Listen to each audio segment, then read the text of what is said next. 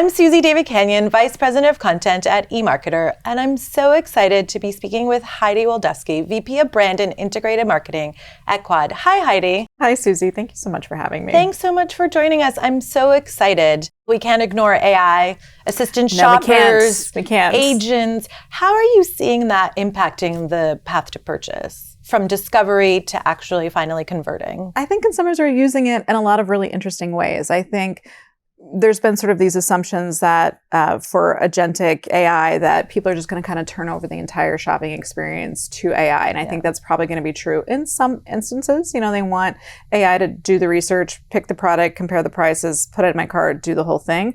But I think at the same time, we're seeing people being very human with AI in terms of discovery and tell me more about this or research or things like that. And that's been a really nice return to that, which I think we used to have much more of from a consumer standpoint, is this idea of discovery really truly informing intent before intent happens. So that's been nice to see. And it's been nice to see consumers really using it along a spectrum like that. And we're seeing that sort of transform shopping depending on the category in different ways. When you think about grocery shoppers, they have access to apps, there's .coms, there's the store, there's a lot going on, and then there's a flutter of ads. How are you thinking about that, and how are you advising clients to think about that from a, loyalty, acquisition, even just shopping discovery? We think a lot about the mid-market grocer specifically. We have in-store retail media networks that are built for those mid-market grocers like a Vallarta or Save Mart or something like that, because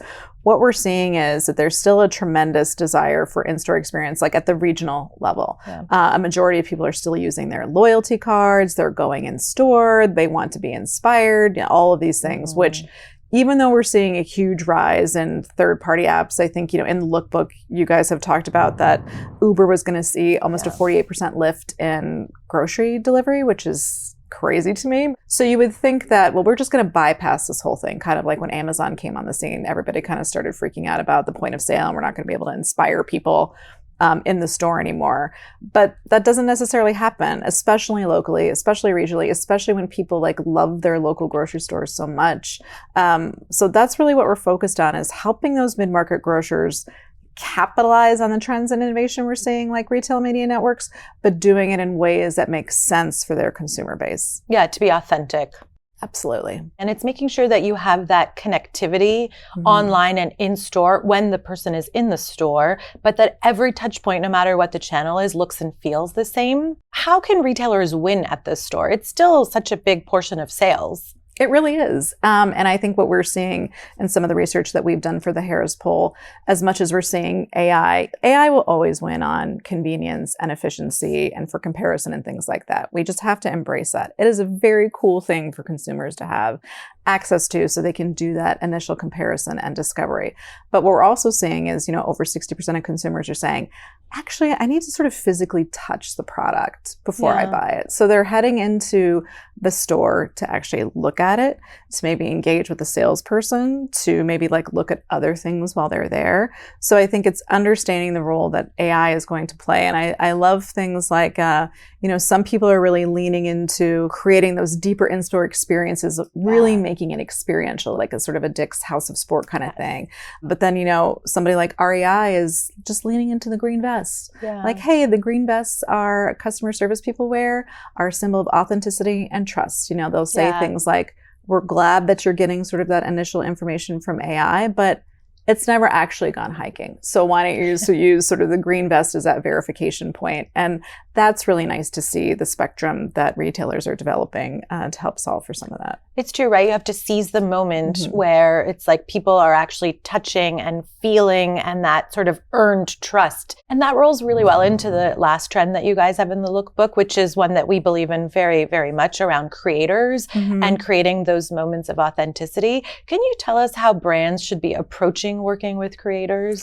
I think it's been so fascinating to see the proliferation of that. I think back in the day, there was the QVC, which is a good blueprint from, you had people being the original live stream. Yes. Exactly. Yes. And we've really seen it evolve from paid placements to really people using products, commenting on the products, sharing things with their influencers, and also understanding not every influencer, there's always a little bit of controversy, but that it has to also be very authentic to the influencer as well, or it will impact the relationship they have with their audience, which is exactly what they're working to monetize. Yeah. So, things like Walmart and PacSun, some examples where they've got in-house sort of creator programs, other brands really working to experiment, not just with the big creators, but smaller ones. Yeah. Again, tapping into that authenticity.